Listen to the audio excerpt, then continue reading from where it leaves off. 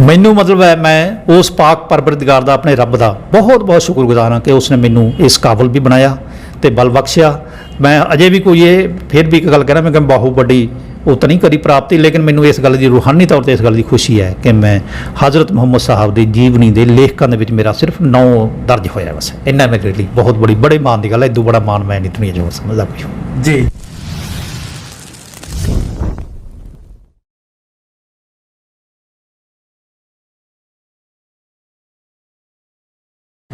ਅੱਜ ਫਿਰ ਇੱਕ ਬਿਹਤਰੀਨ ਇਨਫੋਰਮੇਸ਼ਨ ਮਲੇਰਕੋਟਲੇ ਦੇ ਨਾਲ ਰਿਲੇਟਡ, ਮਲੇਰਕੋਟਲੇ ਵਾਸੀਆਂ ਦੇ ਨਾਲ ਰਿਲੇਟਡ ਲੈ ਕੇ ਤੁਹਾਡੇ ਵਾਸਤੇ ਹਾਜ਼ਰ ਹੋਏ ਹਾਂ।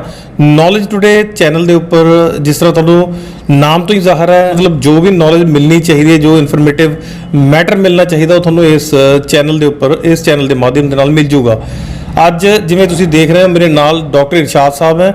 ਡਾਕਟਰ ਇਰਸ਼ਾਦ ਸਾਹਿਬ ਇੱਕ ਉਹ ਪਰਸਨੈਲਿਟੀ ਹੈ ਜਿਨ੍ਹਾਂ ਦੀ ਲਿਖੀ ਹੋਈ ਇੱਕ ਕਿਤਾਬ ਪੰਜਾਬੀ ਯੂਨੀਵਰਸਿਟੀ ਦੇ MA ਦੇ ਸਿਲੇਬਸ ਦੇ ਵਿੱਚ ਹੈ। किताब का नाम है हज़रत मुहम्मद मुस्तफा सल्लल्लाहु अलैहि वसल्लम साहब, उन्होंने सिक्ख्यावां, वो उपर इन्हों की बुक है। और उस बुक के रिलेटेड आप गल करांगे। जो राइटर हैं ये बुक के, इस तो अलावा जो समाज सेवी भी हैं और एज अ परसनैलिटी अज आप इंट्रोड्यूस भी करवा रहे हैं इन्हों।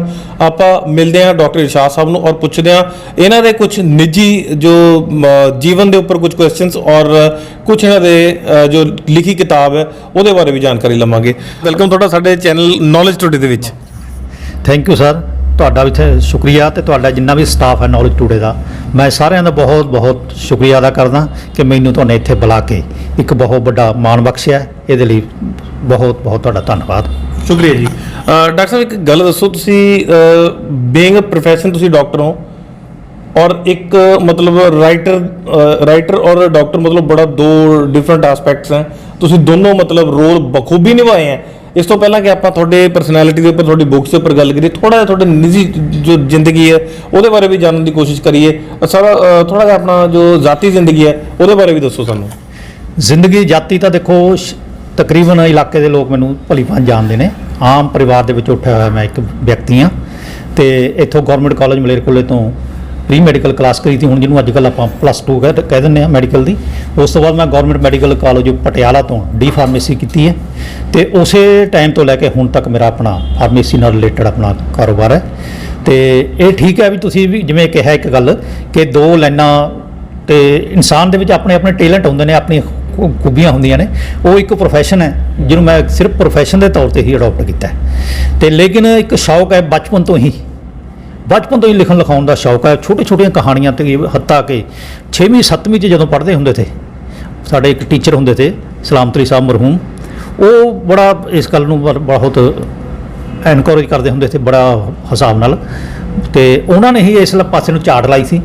तो एक उर्दू का अखबार उस वेले छपदा सी जहूर साहब का, सदाए वाले पंजाब, वो अक्सर कहानियाँ एक अद्धी कहानी तकरीबन छपती रही उस वेले जद के 6वीं 7वीं पढ़ते होंगे थे। यही शौक अगे जाता रहा। लेकिन जो साइंस पढ़ता बंदा कोई, तो साइंस च आके साहित्य नालों एक बारी का लिंक काफ़ी टुट जाता है, काफ़ी टुट जाता है। तो फिर कई साल बिल्कुल भी ध्यान नहीं रहा अपनी उधर पासों किताबों तक, मतलब साइंस दी किताबों तक मतलब सीमित होकर रह गए, सिलेबस दी बुक्स तक। तो लेकिन जो समाज च फिर मुड़ के आना पे आपको इत्थे स्टूडेंट लाइफ खत्म हुई, प्रैक्टिकल लाइफ अपनी शुरू हुई जी इत्थों। तो जो समाज विचरते हैं, लोगों नाल मिलते हैं, जो दबिया हुआ शौक था एक बार फिर उठिया। इन्हां ही टाइम दे विच पंजाबी यूनीवर्सिटी पटियाला ने कुछ बुक्स की डिमांड करी सी, बाकायदा एक एडवरटाइज करके। वो सी उन्हां दा स्कीम सी उस वेले भाषा परिवर्तन इनामी स्कीम। ਉਹਦੇ तहत कुछ ला दी बुक्स दियाँ, कुछ इकोनॉमी के उत्ते बुक्स दियाँ डिमांड करी थी उन्होंने। उन्होंने ही एक किताब ये भी करी थी कि हज़रत मुहम्मद साहब दी जीवनी ਅਤੇ ਉਹਨਾਂ ਦੀਆਂ ਸਿੱਖਿਆਵਾਂ ਦੇ ਉੱਤੇ ਕੋਈ ਬੁੱਕ ਹੋਵੇ। ਤੇ ਕੁਝ ਸ਼ਰਤਾਂ ਦੀਆਂ ਵੀ ਇਸ ਤਰ੍ਹਾਂ ਦੀ ਹੋਣੀ ਚਾਹੀਦੀ ਹੈ। ਮੈਂ ਵੀ ਉਹ ਟਰਾਈ ਕਰੀ, ਉਹਦੇ ਤੇ 1 ਸਾਲ ਦਾ ਤਕਰੀਬਨ ਉਸ ਟਾਈਮ ਦਿੱਤਾ ਸੀ ਉਹਨਾਂ ਨੇ। ਤੇ ਉਸ ਵੇਲੇ ਪੰਜਾਬੀ ਯੂਨੀਵਰਸਿਟੀ ਪਟਿਆਲਾ ਦੇ ਵਿੱਚ 5 ਕਿਤਾਬਾਂ ਦੇ ਖੜਰੇ ਅਲੱਗ-ਅਲੱਗ ਰਾਈਟਰ ਵੱਲੋਂ ਇਸੇ ਵਿਸ਼ੇ ਦੇ ਉੱਤੇ ਗਏ थे। ਮੇਰੀ ਇਹ ਕਿਤਾਬ ਮਤਲਬ ਤਕਰੀਬਨ ਪੌਣੇ 500 ਪੇਜ ਦੇ ਉੱਤੇ ਹੈ। ਤੇ ਉਹ 5 ਦੇ ਵਿੱਚੋਂ ਉਸ ਵੇਲੇ ਇਹ ਮੈਨੂੰ ਫਿਰ ਇਨਫੋਰਮ ਕਰ ਦਿੱਤਾ ਗਿਆ था कि किताब ਅਸੀਂ ਤੁਹਾਡੇ ਵਾਲੀ ਸਿਲੈਕਟ ਕਰੀ ਹੈ, ਦੁਨੀਆ ਸਿਲੈਕਟ ਨਹੀਂ ਕਰੀ, ਉਹ ਵਾਪਸ ਕਰਤੇ थे ਉਹਨਾਂ ਨੇ। ਤੇ ਇਸ ਦਾ ਇੱਕ ਵਿਸ਼ੇਸ਼ ਪ੍ਰਾਈਜ਼ ਵੀ ਰੱਖਿਆ ਤੇ ਉਹ ਇਨਾਮ ਵੀ ਮੈਨੂੰ ਦਿੱਤਾ ਸੀ ਉਸ ਵੇਲੇ। ਤੇ ਇਹਦੇ ਹੁਣ ਤੱਕ 2 ਐਡੀਸ਼ਨ ਛਪ ਚੁੱਕੇ ਨੇ, ਤੀਸਰਾ ਐਡੀਸ਼ਨ ਇਸ ਵੇਲੇ ਆਊਟ ਆਫ ਸਟਾਕ ਹੈ। ਤੇ ਬਲਕਿ ਮੈਨੂੰ ਅਕਸਰ ਮਤਲਬ ਸਟੂਡੈਂਟ ਨੇ ਜਿਹੜੇ ਉਹ ਸਟੂਡੈਂਟਸ ਦੇ ਵੀ ਫੋਨ ਵਗੈਰਾ ਵੀ ਆਉਂਦੇ ਨੇ, ਕਈ ਵਾਰੀ ਪਰਸਨਲੀ ਵੀ ਮਿਲਦੇ ਆ ਤੇ ਇਹ ਵਿਸ਼ਾ ਐਸਾ ਹੈ ਵੀ ਲੋਕਾਂ 'ਚ ਇੱਕ ਤਾਂਘ ਉੱਠੀ ਹੋਈ ਹੈ, ਆਮ ਪਾਈ ਜਾਂਦੀ ਹੈ। ਪੰਜਾਬੀ ਭਾਈਚਾਰਾ ਵੀ ਵੈਸੇ ਤਾਂ ਇਹ ਵਰਲਡ ਲੈਵਲ ਤੇ ਵੀ ਇਹ ਰੁਝਾਨ ਪਾਇਆ ਜਾਂਦਾ ਹੈ ਕਿ ਲੋਕ ਜਦੋਂ ਨਾ ਕਿਸੇ ਵਿਸ਼ੇ ਨੂੰ ਮਤਲਬ ਕੋਈ ਦੱਬਣਾ ਚਾਹੁੰਦਾ, ਕਿਸੇ ਤਬਕੇ ਨੂੰ ਦੱਬਿਆ ਜਾਂਦਾ ਹੈ ਕਿ ਇਸ ਤਰ੍ਹਾਂ ਦਾ ਮਤਲਬ ਭੰਡੀ ਪ੍ਰਚਾਰ ਹੁੰਦਾ ਕੁਛ ਕਿਸੇ ਵੀ ਇਸ਼ੂ ਦੇ ਉੱਤੇ ਆ ਕੇ, ਤਾਂ ਲੋਕ ਭੰਡੀ ਪ੍ਰਚਾਰ ਦੇ ਤੋਂ ਪ੍ਰਭਾਵਿਤ ਵੀ ਹੁੰਦੇ ਨੇ। ਲੇਕਿਨ ਉਹਦਾ ਇੱਕ ਪ੍ਰਭਾਵ ਇਹ ਵੀ ਹੁੰਦਾ ਹੈ ਵੀ ਲੋਕ ਉਸ ਵਿਸ਼ੇ ਨੂੰ ਮਤਲਬ ਡਾਇਰੈਕਟਲੀ ਉਸ ਦੇ ਸੋਰਸ ਤੱਕ ਜਾ ਕੇ ਜਾਣਨਾ ਵੀ ਚਾਹੁੰਦੇ ਨੇ। ਮੇਰਾ ਆਪਣਾ ਇਹ ਮੰਨਣਾ ਵੀ ਇਸੇ ਸੋਚ ਦੇ ਅਧੀਨ ਲੋਕਾਂ 'ਚ ਡਿਮਾਂਡ ਬਹੁਤ ਰਹੀ ਹੈ। ਯੂਨੀਵਰਸਿਟੀ ਦੀ ਪਹਿਲ ਦਾ ਸਿੱਟਾ ਇਹ ਹੋਇਆ ਵੀ ਉਹਨਾਂ ਨੇ ਖੁਦ ਦੇ ਉੱਤੇ ਮਤਲਬ ਇੱਕ ਹਜ਼ਰਤ ਮੁਹੰਮਦ ਸਾਹਿਬ ਜਿਹੜੇ ਕਿ ਇਸਲਾਮ ਧਰਮ ਦੇ ਇੱਕ ਮਹਾਨ ਪੈਗੰਬਰ ਨੇ, ਆਖਰੀ ਪੈਗੰਬਰ ਮੰਨੇ ਜਾਂਦੇ ਨੇ, ਉਹਨਾਂ ਦੀ ਜੀਵਨੀ ਦੇ ਉੱਤੇ ਲਿਖਵਾਇਆ। ਲੇਕਿਨ ਉਹ ਜੀਵਨੀ ਤੱਕ ਸੀਮਿਤ ਨਹੀਂ ਰਹੇ, ਨਾਲ ਉਹਨਾਂ ਨੇ ਇਹ ਵੀ ਕਿਹਾ ਵੀ ਸਾਨੂੰ ਉਹਨਾਂ ਦੇ ਕੁਝ ਮਤਲਬ ਹੈ ਸ਼ਾਰਟ ਕੁਛ ਨਾ ਕੁਛ ਸਿੱਖਿਆਵਾਂ ਦਾ ਵੀ ਹੋਵੇ। ਮੈਂ ਕੋਸ਼ਿਸ਼ ਕਰੀ ਹੈ ਇਸ ਚੀਜ਼ ਨੂੰ ਇਹਨੂੰ ਲਿਖਣ ਲੱਗੇ ਕਿ ਇੱਕ ਤਾਂ ਜੀਵਨੀ ਹੈ ਜਿਹੜੀ ਪੂਰੀ ਉਹ ਇੱਕ ਮਨੁੱਖ ਦੀ ਜੀਵਨੀ ਨਜ਼ਰ ਆਵੇ, ਕਿਸੇ ਫਰਿਸ਼ਤੇ ਦੇ ਟਾਈਪ ਨਹੀਂ ਹੈ ਵੀ ਲੈ ਵੀ ਕੋਈ ਚਮਤਕਾਰ ਹੋਣ ਜਾਂ ਕੋਈ ਹੋਰ ਹੋਵੇ, ਉਸ ਤਰ੍ਹਾਂ ਨਹੀਂ। ਇੱਕ ਬਾਕਾਇਦਾ ਚੱਲਦਾ ਫਿਰਦਾ ਇਨਸਾਨ ਜਿਵੇਂ ਕੰਮ ਕਰਦਾ ਨਾ, ਇਸ ਤਰ੍ਹਾਂ ਇਨ ਪ੍ਰੈਕਟੀਕਲ ਲਾਈਫ ਨਜ਼ਰ ਆਵੇ। ਇਸ ਮੈਂ ਹੁਣ ਇਹ ਤਾਂ ਪਾਠਕ ਦੱਸ ਸਕਦੇ ਨੇ, ਮੈਂ ਨਹੀਂ ਕਹਿ ਸਕਦਾ ਵੀ ਆਇਆ ਮੈਂ ਉਸ 'ਚ ਕਾਮਯਾਬ ਹੋਇਆ। ਇਸੇ ਤਰ੍ਹਾਂ ਮੈਂ ਜਿਹੜੀ ਇਸਲਾਮੀ ਸਿੱਖਿਆਵਾਂ ਨੇ, ਆਮ ਕਰਕੇ ਸਿੱਖਿਆਵਾਂ ਬਾਰੇ ਉਸ ਵੇਲੇ ਤਾਂ ਕਨਸੈਪਟ ਇਹ ਪਾਇਆ ਜਾਂਦਾ ਤਾ ਵੀ ਜੀ ਉਹਨਾਂ ਨੇ ਕਿਹਾ 5 ਵਕਤ ਦੀ ਨਮਾਜ਼ ਪੜ੍ਹ ਲਓ, 2.5% ਜ਼ਕਾਤ ਦੇ ਦਿਓ, ਹੱਜ ਕਰ ਲਓ, ਆਹ ਕਰ ਲਓ, ਉਹ ਕਰ ਲਓ, ਕੁਛ ਗੱਲਾਂ। ਲੇਕਿਨ ਜਿੱਥੇ ਤੱਕ ਮੇਰਾ ਗਿਆਨ ਥਾ, ਮੈਨੇ ਆਪਣੇ ਗਿਆਨ ਦੀ ਹੱਦ ਤੱਕ ਜਾ ਕੇ ਉਸ ਦੇ ਅਧੀਨ ਜਾ ਕੇ ਇਸਲਾਮ ਨੂੰ ਇੱਕ ਪੂਰੇ ਜੀਵਨ ਪ੍ਰਣਾਲੀ ਦੇ ਤੌਰ ਤੇ ਇੰਟਰੋਡਿਊਸ ਕਰਾਉਣ ਦੀ ਕੋਸ਼ਿਸ਼ ਕੀਤੀ ਹੈ, ਜਿਹਦੇ ਵਿੱਚ ਬਾਕਾਇਦਾ ਇਸਲਾਮ ਦੇ ਅਕੀਦੇ ਕੀ ਨੇ, ਇਸਲਾਮ ਦੀਆਂ ਪੂਜਾ ਦੇ ਢੰਗ ਕਿਹੜੇ-ਕਿਹੜੇ ਨੇ, ਇਸਲਾਮ ਦੀ ਰਾਜਨੀਤਿਕ ਪ੍ਰਣਾਲੀ ਕੀ ਹੈ, ਇਸਲਾਮ ਦੀ ਆਰਥਿਕ ਪ੍ਰਣਾਲੀ ਕੀ ਹੈ, ਇਸਲਾਮ ਦਾ ਨਿਆਂ ਪ੍ਰਣਾਲੀ ਕੀ ਹੈ, ਇਸਲਾਮ ਦਾ ਵਿਦਿਅਕ ਸਿਸਟਮ ਕੀ ਹੈ, ਜਾਂ ਉਹ ਇਸ ਮੁਸਲਿਮ ਪਰਸਨ ਲਾ ਦੀ ਥੋੜ੍ਹੀ ਜਿਹੀ ਵਿਆਖਿਆ ਕੀ ਹੈ। ਮਤਲਬ ਇਸ ਤਰ੍ਹਾਂ ਦੇ ਇਸ਼ੂ ਜਿਹੜੇ ਕਿ ਅੱਜ ਦੇ ਮਾਡਰਨ ਇਸ਼ੂ ਨੇ, ਜਿਹੜੇ ਕਿ ਜਗ੍ਹਾ ਇਨਸਾਨ ਨੂੰ ਲੋੜ ਪੈਂਦੀ ਹੈ, ਉਹਦੇ 'ਚ ਮਤਲਬ ਇਸ ਤਰ੍ਹਾਂ ਸ਼ੋਅ ਕਰੇ, ਮੈਂ ਆਪਣੇ ਆਪ ਨੂੰ ਪਤਾ ਕੋਸ਼ਿਸ਼ ਕਰੀ ਹੈ ਕਿ ਲੋਕਾਂ ਨੂੰ ਨਜ਼ਰ ਆਵੇ ਵੀ ਚੱਲਦਾ ਫਿਰਦਾ ਇਸਲਾਮ ਕੀ ਹੈ।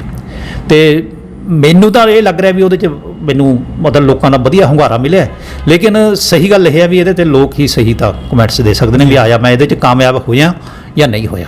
ਜੀ, ਹਜ਼ਰਤ ਮੁਹੰਮਦ ਮੁਸਤਫਾ ਸੱਲੱਲਾਹੁ ਅਲੈਹਿ ਵਸੱਲਮ ਸਾਹਿਬ ਦੀ ਜੇ ਆਪਾਂ ਗੱਲ ਕਰਦੇ ਹਾਂ, ਉਹਨਾਂ ਦੀ ਜੀਵਨੀ ਦੇ ਉੱਪਰ ਲਿਖਣਾ ਔਰ ਖਾਸ ਤੌਰ ਤੇ ਇੱਕ ਰਿਸਰਚ ਕਰਨਾ, ਜਦੋਂ ਕੋਈ ਰਾਈਟਰ ਲਿਖਦਾ ਤਾਂ ਸਭ ਤੋਂ ਪਹਿਲਾਂ ਉਹ ਪੜ੍ਹਦਾ, ਇੱਕ ਰਿਸਰਚ ਕਰਦਾ ਹੈ, ਰਿਸਰਚ ਵੀ ਕਾਫੀ ਹੋਈ ਹੋਣੀ ਹੈ, ਔਰ ਖਾਸ ਤੌਰ ਤੇ ਉਸ ਪਰਸਨੈਲਿਟੀ ਦੇ ਉੱਪਰ ਲਿਖਣਾ ਮਤਲਬ ਆਪਣੇ ਆਪ ਦੇ ਵਿੱਚ ਇੱਕ ਬੜੀ ਯੂਨੀਕ, ਇੱਕ ਅਦਭੁਤ ਚੀਜ਼ ਜਾਪਦੀ ਹੈ। ਔਰ ਕਿਸ ਤਰ੍ਹਾਂ ਦਾ ਮਤਲਬ ਰੂਹਾਨੀਅਤ ਫੀਲ ਹੋਈ ਜਦੋਂ ਪੜ੍ਹ ਰਹੇ ਥੇ, ਲਿਖਣ ਦੇ ਵਾਸਤੇ ਤਿਆਰ ਹੋ ਰਹੇ ਥੇ? ਦੇਖੋ, ਮਿਹਨਤ ਤਾਂ ਜਦੋਂ ਆਪਾਂ ਕੋਈ ਸਾਹਿਤ ਰਚਦੇ ਹਾਂ ਹਮੇਸ਼ਾ ਕਰਨੀ ਹੀ ਪੈਂਦੀ ਹੈ। ਤੇ ਮੈਂ ਤੁਹਾਨੂੰ ਪਹਿਲਾਂ ਵੀ ਕਿਹਾ ਵੀ ਮੁਸਲਿਮ ਕਮਿਊਨਿਟੀ ਇਸ ਦੇ ਵਿੱਚ ਕੁਛ ਨਾ ਕੁਛ ਸੁਸਤ ਰਹੀ ਹੈ ਸ਼ੁਰੂ ਦੇ ਵਿੱਚ। ਮੇਰਾ ਮਤਲਬ ਸੰਬੰਧ ਹੈ ਜਿਹੜਾ ਸ਼ੁਰੂ ਤੋਂ ਜਮਾਤ ਇਸਲਾਮੀ ਹਿੰਦ ਦੇ ਨਾਲ ਰਿਹਾ। ਜਮਾਤ ਇਸਲਾਮੀ ਹਿੰਦ ਸ਼ੁਰੂ ਤੋਂ ਇਹ ਕਹਿੰਦੀ ਹੈ ਵੀ ਦੇਸ਼ ਦੀਆਂ ਜਿੰਨੀਆਂ ਵੀ ਖੇਤਰੀ ਭਾਸ਼ਾਵਾਂ ਨੇ ਉਹਦੇ 'ਚ ਇਸਲਾਮੀ ਸਾਹਿਤ ਰਚਿਆ ਜਾਣਾ ਚਾਹੀਦਾ ਹੈ।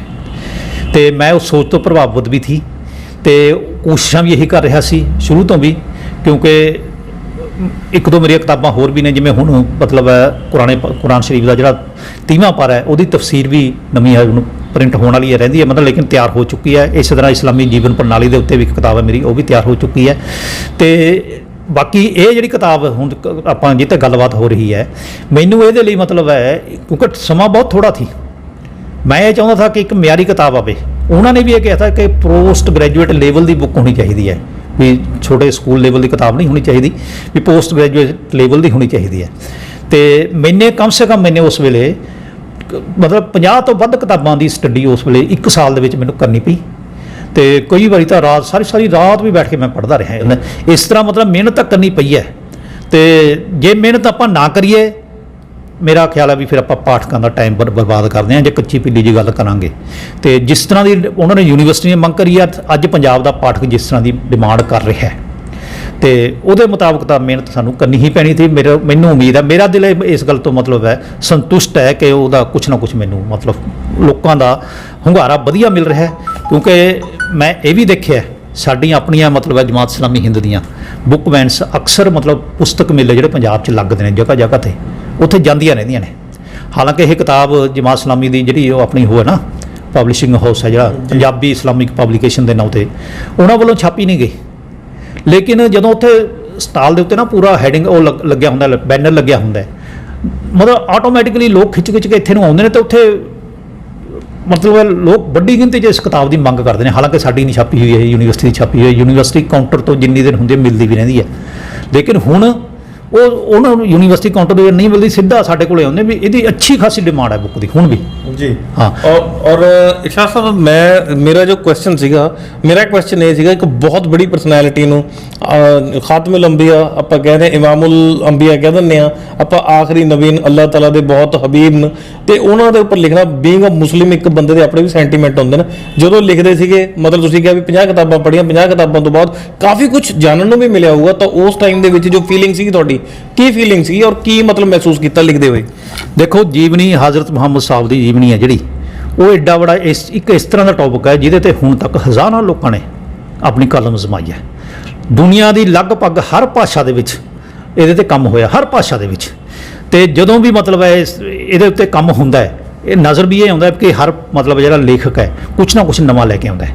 ਲੇਕਿਨ ਇਹ ਜੀਵਨੀ ਇਸ ਤਰ੍ਹਾਂ ਦੀ ਹੈ, ਮਤਲਬ ਹੈ ਕਿ ਇੰਨਾ ਰਸ ਹੈ ਇਹਦੇ 'ਚ ਕਿ ਸਭ ਕੋਸ਼ਿਸ਼ਾਂ ਦੇ ਬਾਵਜੂਦ ਵੀ ਐਂ ਲੱਗਦਾ ਵੀ ਜਦੋਂ ਕੋਈ ਨਵਾਂ ਕੋਈ ਲੇਖਕ ਲਿਖਦਾ ਵੀ ਕੁਛ ਨਵੀਂ ਚੀਜ਼ ਆਈ ਹੈ ਇਹਦੇ 'ਚ, ਕੁਛ ਨਾ ਕੁਛ ਨਵੀਂ ਆਈ ਹੈ। ਬਾਕੀ ਮੈਂ ਤਾਂ ਇੱਕ ਨਿਮਾਣਾ ਜਿਹਾ, ਦੇਖੋ, ਇੱਕ ਆਮ ਆਦਮੀ ਹਾਂ, ਬਹੁਤ ਬੜਾ ਕੋਈ ਲੇਖਕ ਵੀ ਹਾਂ ਨਹੀਂ। ਮੇਰੀ ਖੁਆਇਸ਼ ਬਸ ਇੰਨੀ ਸੀ ਕਿ ਮੈਂ ਉਸ ਵੱਡੀ ਪਵਿੱਤਰ ਹਸਤੀ ਹੈ ਜਿਹੜੀ, ਪਾਕ ਹਸਤੀ ਹੈ ਜਿਹੜੀ ਕਿ ਮੇਰੇ ਲਈ ਆਈਡੀਅਲ ਹੈ, ਮੈਂ ਬਸ ਉਹਦੇ ਜੀਵਨੀ ਲੇਖਕ ਨੇ ਬਹੁਤ ਬੜੇ ਬੜੇ ਲੋਕ ਨੇ, ਦੇਖੋ ਮੈਂ ਉਹਨਾਂ ਦਾ ਕੋਈ ਮੁਕਾਬਲਾ ਨਹੀਂ ਕਰ ਸਕਦਾ। ਜਿਵੇਂ ਕਹਿੰਦਾ ਕਿ ਪਿੱਦੀ ਕਾ ਸ਼ੋਰਬਾ, ਤੇ ਮੇਰੀ ਕੋਈ ਹੈਸੀਅਤ ਨਹੀਂ ਉਹਨਾਂ ਦੇ ਮੁਕਾਬਲੇ। ਲੇਕਿਨ ਮੈਂ ਇਹ ਚਾਹੁੰਦਾ ਥਾ ਕਿ ਮੇਰਾ ਇੱਕ ਉਸ ਲਿਸਟ ਦੇ ਵਿੱਚ ਨਾਮ ਜ਼ਰੂਰ ਆ ਜਾਵੇ ਵੀ ਜਿਨ੍ਹਾਂ ਨੇ ਮਤਲਬ ਇਹ ਜੀਵਨੀ ਲਿਖੀ ਹੈ ਦੁਨੀਆ ਦੇ ਵਿੱਚ। ਲਿਖਦੇ 1450 ਸਾਲ ਤੋਂ ਲਿਖੀ ਜਾ ਰਹੀ ਹੈ ਲਗਾਤਾਰ। ਮੈਨੂੰ ਮਤਲਬ ਹੈ, ਮੈਂ ਉਸ ਪਾਕ ਪਰਵਰਦਿਗਾਰ ਦਾ, ਆਪਣੇ ਰੱਬ ਦਾ ਬਹੁਤ ਬਹੁਤ ਸ਼ੁਕਰਗੁਜ਼ਾਰ ਹਾਂ ਕਿ ਉਸਨੇ ਮੈਨੂੰ ਇਸ ਕਾਬਲ ਵੀ ਬਣਾਇਆ ਤੇ ਬਲ ਬਖਸ਼ਿਆ। ਮੈਂ ਅਜੇ ਵੀ ਕੋਈ ਇਹ ਫਿਰ ਵੀ ਇੱਕ ਗੱਲ ਕਹਿਣਾ, ਮੈਂ ਕਿ ਬਹੁਤ ਵੱਡੀ ਉਹ ਤਾਂ ਨਹੀਂ ਕਰੀ ਪ੍ਰਾਪਤੀ, ਲੇਕਿਨ ਮੈਨੂੰ ਇਸ ਗੱਲ ਦੀ ਰੂਹਾਨੀ ਤੌਰ 'ਤੇ ਇਸ ਗੱਲ ਦੀ ਖੁਸ਼ੀ ਹੈ ਕਿ ਮੈਂ ਹਜ਼ਰਤ ਮੁਹੰਮਦ ਸਾਹਿਬ ਦੀ ਜੀਵਨੀ ਦੇ ਲੇਖਕਾਂ ਦੇ ਵਿੱਚ ਮੇਰਾ ਸਿਰਫ 9 ਦਰਜ ਹੋਇਆ, ਬਸ ਇੰਨਾ ਮੇਰੇ ਲਈ ਬਹੁਤ ਬੜੇ ਮਾਣ ਦੀ ਗੱਲ ਹੈ। ਇਦੋਂ ਬੜਾ ਮਾਣ ਮੈਂ ਨਹੀਂ ਦੁਨੀਆ 'ਚ ਸਮਝਦਾ ਕੋਈ। ਜੀ ਜੀ। ਔਰ ਡਾਕਟਰ ਸਾਹਿਬ, ਹੁਣ ਮਾਸ਼ਾਅੱਲਾ 2 ਕਿਤਾਬਾਂ ਹੋਰ ਵੀ ਤਿਆਰ ਨੇ, ਉਹ ਵੀ ਕਿੰਨੀ ਕੁ ਜਲਦੀ ਮਤਲਬ ਲੈ ਕੇ ਆ ਰਹੇ ਹੋ, ਪਾਠਕਾਂ ਦੇ ਰੂਬਰੂ ਕਰੋਗੇ? ਇਨਸ਼ਾਅੱਲਾ। ਦੇਖੋ, ਇੱਕ ਤਾਂ ਪੰਜਾਬੀ ਦਾ ਅੰਮਾ ਪਾਰਾ ਹੈ ਜਿਹੜਾ ਕੁਰਾਨ ਸ਼ਰੀਫ ਹੈ ਨਾ, ਜਿਹੜਾ ਕੁਰਾਨ ਸ਼ਰੀਫ ਦੇ 30 ਪਾਰੇ, ਮਤਲਬ 30 ਪਾਰਟਸ ਨੇ, ਉਹਦਾ ਇੱਕ ਆਖਰੀ ਪਾਰਟ ਹੈ ਜਿਹੜਾ, ਅਸੀਂ ਉਹਦੀ ਵਿਆਖਿਆ ਕਰੀਏ। ਵਿਆਖਿਆ ਦੇ ਵਿੱਚ ਪੰਜਾਬੀ ਭਾਸ਼ਾ ਦੇ ਵਿੱਚ ਵਿਆਖਿਆ, ਉਹ ਪਹਿਲਾਂ ਕੁਰਾਨ ਸ਼ਰੀਫ ਦੇ ਤਰਜਮੇ ਮਿਲਦੇ ਨੇ, ਲੇਕਿਨ ਉਸ ਤਰ੍ਹਾਂ ਦੀ ਵਿਆਖਿਆ ਨਹੀਂ ਹੈ। ਉਹ ਵਿਆਖਿਆ ਕਰਨ ਦੀ ਮਤਲਬ ਹੈ ਤਕਰੀਬਨ 450 ਪੇਜ ਦੀ ਇੱਕ ਪਾਰੇ ਦੀ, ਮਤਲਬ ਇੱਕ ਪਾਰਟ ਦੀ, 30ਵੇਂ ਪਾਰਟ ਦੀ ਮਤਲਬ ਵਿਆਖਿਆ ਹੈ, ਉਹ ਤਿਆਰ ਪਈ ਹੈ, ਪਰ ਪ੍ਰਿੰਟ ਵਾਸਤੇ ਜਾਣੀ ਹੈ, ਹਜੇ ਪ੍ਰੈਸ 'ਚ ਗਈ ਨਹੀਂ ਹੈ। ਇਸੇ ਤਰ੍ਹਾਂ ਇੱਕ ਤਕਰੀਬਨ 100 ਪੇਜ ਦੀ ਬੁੱਕ ਹੋਰ ਹੈ ਜਿਹੜੀ ਇਸਲਾਮੀ ਜੀਵਨ ਪ੍ਰਣਾਲੀ ਦੇ ਉੱਤੇ, ਮਤਲਬ ਕਿਉਂਕਿ ਇਸ ਤਰ੍ਹਾਂ ਦੀ ਡਿਮਾਂਡ ਨਾ ਸਾਨੂੰ ਫੀਲਡ ਦੇ ਵਿੱਚੋਂ ਜਦ ਕੰਮ ਕਰਦੇ ਆ, ਜਗ੍ਹਾ ਤੋਂ ਲੋਕ ਡਿਮਾਂਡ ਕਰਦੇ ਨੇ ਵੀ ਕੋਈ ਇਸ ਤਰ੍ਹਾਂ ਦੀ ਦੇਵੋ। ਤੇ ਕੁਝ ਬੁੱਕਸ ਹੈਗੀਆਂ ਵੀ ਸਾਡੇ ਕੋਲ ਇਸ ਤਰ੍ਹਾਂ ਦੀਆਂ, ਪਹਿਲਾਂ ਵੀ ਆਲਰੇਡੀ ਹੋਰ ਰਾਈਟਰਸ ਦੀਆਂ, ਲੇਕਿਨ ਅਸੀਂ ਕੋਸ਼ਿਸ਼ ਕਰਦੇ ਹਾਂ ਵੀ ਕੁਝ ਇਸ ਤਰ੍ਹਾਂ ਦੇ ਮੂਲ ਪੰਜਾਬੀ ਪੁਸਤਕਾਂ ਵੀ ਹੋਣੀਆਂ ਚਾਹੀਦੀਆਂ ਨੇ। ਤੇ ਉਹਦੇ ਲਈ ਇਨਸ਼ਾਅੱਲਾ ਜਲਦੀ ਹੀ ਚੰਦ ਮਹੀਨਿਆਂ ਦੇ ਵਿੱਚ ਉਹ ਪਾਠਕਾਂ ਦੇ ਰੂਬਰੂ ਅਸੀਂ ਕਰਨ 'ਚ ਕਾਮਯਾਬ ਹੋ ਜਾਵਾਂਗੇ। ਜੀ ਡਾਕਟਰ ਸਾਹਿਬ, ਬਹੁਤ ਬਹੁਤ ਸ਼ੁਕਰੀਆ, ਤੁਸੀਂ ਸਮਾਂ ਦਿੱਤਾ, ਔਰ ਖਾਸ ਤੌਰ ਤੇ ਜੋ ਮਤਲਬ ਮਲੇਰਕੋਟਲੇ ਦੇ ਇੱਕ ਰਿਨੋਨਡ ਪਰਸਨੈਲਿਟੀਜ਼ ਨੇ, ਉਹਨਾਂ ਦੇ ਵਿੱਚੋਂ ਮਾਸ਼ਾਅੱਲਾ ਤੁਸੀਂ ਇੱਕੋ। ਟਾਈਮ ਦੀ ਵੀ ਕਿੱਲਤ ਹੁੰਦੀ ਹੈ, ਤਾਂ ਸਾਡੇ ਵਾਸਤੇ ਟਾਈਮ ਕੱਢਿਆ, ਉਹਦੇ ਵਾਸਤੇ ਬਹੁਤ ਬਹੁਤ ਸ਼ੁਕਰੀਆ ਤੁਹਾਡਾ ਜੀ। ਮੈਂ ਬਹੁਤ ਧੰਨਵਾਦੀ ਹਾਂ ਨੌਲੇਜ ਟੂਡੇ ਚੈਨਲ ਦਾ, ਤੇ ਤੁਹਾਡਾ ਖਾਸ ਤੌਰ ਤੇ ਤੁਹਾਡਾ ਤੇ ਤੁਹਾਡੇ ਬਾਕੀ ਸਟਾਫ ਦਾ ਵੀ, ਕਿ ਤੁਸੀਂ ਇੱਕ ਨਿਮਾਣਾ ਜਿਹੇ ਸ਼ਖਸ ਨੂੰ ਇੱਥੇ ਬੁਲਾ ਕੇ ਇੱਕ ਬਹੁਤ ਬੜਾ ਮਾਣ ਬਖਸ਼ਿਆ। ਮੈਂ ਪਾਠਕਾਂ ਤੋਂ ਵੀ ਉਮੀਦ ਕਰਦਾ ਕਿ ਇਹ ਗੱਲਬਾਤ ਦੇ ਵਿੱਚ ਵੀ ਅਗਰ ਮੇਰੇ ਤੋਂ ਕੋਈ ਛੋਟੀ ਮੋਟੀ ਕੋਈ ਚੂਕ ਹੋਊਗੀ ਉਹਨੂੰ ਅਣਗੌਲਿਆ ਕਰ ਦੇਣਗੇ, ਤੇ ਮੈਂ ਉਮੀਦ ਕਰਦਾ ਕਿ ਲੋਕਾਂ ਦਾ ਮੈਨੂੰ ਮਾਣ ਸਨਮਾਨ ਜਾਂ ਪਿਆਰ ਉਸੇ ਤਰ੍ਹਾਂ ਲਗਾਤਾਰ ਮਿਲਦਾ ਰਹੂਗਾ। ਸ਼ੁਕਰੀਆ ਜੀ, ਬਹੁਤ ਸ਼ੁਕਰੀਆ ਜੀ। ਆਪਾਂ ਗੱਲ ਕਰ ਰਹੇ ਸੀ ਡਾਕਟਰ ਇਰਸ਼ਾਦ ਸਾਹਿਬ ਦੇ ਨਾਲ, ਜੋ ਰਾਈਟਰ ਹੈ ਇੱਕ ਉਹ ਕਿਤਾਬ ਦੇ। ਮੈਂ ਗੱਲ ਇਸ ਕਰਕੇ ਮਤਲਬ ਬਾਰ-ਬਾਰ ਇਹ ਵਜ਼ਨ ਦੇ ਕੇ ਕਹਿ ਰਿਹਾ ਕਿ ਉਸ ਕਿਤਾਬ ਦੇ ਉਹ ਜੋ ਜਿਸ ਪਰਸਨੈਲਿਟੀ ਦੇ ਉੱਪਰ ਉਹ ਕਿਤਾਬ ਲਿਖੀ ਗਈ ਹੈ, ਤਾਂ ਉਹ ਆਈਡੀਅਲ ਨੇ ਕਰੋੜਾਂ ਅਰਬਾਂ ਲੋਕਾਂ ਦੇ, ਔਰ ਉਹਨਾਂ ਦੇ ਉੱਪਰ ਲਿਖਣਾ, ਉਹਨਾਂ ਦੀ ਹਯਾਤ ਦੇ ਉੱਪਰ, ਉਹਨਾਂ ਦੀ ਜ਼ਿੰਦਗੀ ਦੇ ਉੱਪਰ ਪਹਿਲਾਂ ਜਾਣਨਾ ਇੱਕ ਬਹੁਤ ਬੜੀ ਗੱਲ ਹੈ। ਇਹ ਇੱਕ ਲਫ਼ਜ਼ ਕੋਈ ਉਹਨਾਂ ਦੇ ਬਾਰੇ ਲਿਖ ਦੇਵੇ, ਇੱਕ ਲਫ਼ਜ਼ ਵੀ ਬਹੁਤ ਬੜੀ ਚੀਜ਼ ਹੈ। ਇਹਨਾਂ ਨੇ ਤਾਂ ਫਿਰ ਇੱਕ ਕਿਤਾਬ ਲਿਖੀ ਹੈ, ਇੱਕ ਮਤਲਬ ਸੈਂਕੜੇ ਪੰਨੇ ਜੋ ਹੈ ਉਹਨਾਂ ਦੇ ਉੱਪਰ ਲਿਖੇ, ਪਹਿਲਾਂ ਉਹਨਾਂ ਨੂੰ ਜਾਣਿਆ, ਫਿਰ ਉਹਨਾਂ ਨੂੰ ਲਿਖਿਆ, ਲੋਕਾਂ ਦੇ ਰੂਬਰੂ ਕੀਤਾ, ਬਹੁਤ ਇਹਨਾਂ ਦੀ ਐਫਰਟ ਹੈ। ਔਰ ਮੈਂ ਮਲੇਰਕੋਟਲੇ ਦੇ ਉਹ ਚੁਣਿੰਦਾ ਰਾਈਟਰਸ ਦੇ ਵਿੱਚੋਂ ਜਿਨ੍ਹਾਂ ਦੇ ਮਤਲਬ ਰਾਈਟਿੰਗਸ ਆਈਆਂ, ਪਬਲਿਸ਼ ਹੋਈਆਂ, ਔਰ ਉਸ ਤੋਂ ਬਾਅਦ ਇਹਨਾਂ ਦੀ ਤਾਂ ਖਾਸ ਤੌਰ ਤੇ ਪੰਜਾਬੀ ਯੂਨੀਵਰਸਿਟੀ ਪਟਿਆਲਾ ਦੇ ਜੋ ਸਿਲੇਬਸ ਦੇ ਵਿੱਚ ਹੈ, ਇੱਕ ਕਲਾਸ ਦੇ ਸਿਲੇਬਸ ਦੇ ਵਿੱਚ ਬੁੱਕ ਉਹ ਪੜ੍ਹਵਾਈ ਜਾ ਰਹੀ ਹੈ। ਇਹਨਾਂ ਸ਼ਬਦਾਂ ਦੇ ਨਾਲ ਵਿਦਾ ਲਊਂਗਾ, ਔਰ ਅਗਲੀ ਵੀਡੀਓ ਦੇ ਵਿੱਚ ਇਹਨਾਂ ਵਰਗੀ ਇੱਕ ਹੋਰ ਰਿਨੋਨਡ ਪਰਸਨੈਲਿਟੀ ਦੇ ਨਾਲ ਔਰ ਉਹਦੀ ਅਚੀਵਮੈਂਟ ਦੇ ਨਾਲ ਹਾਜ਼ਰ ਹੋਊਂਗਾ। Till then thank you very much.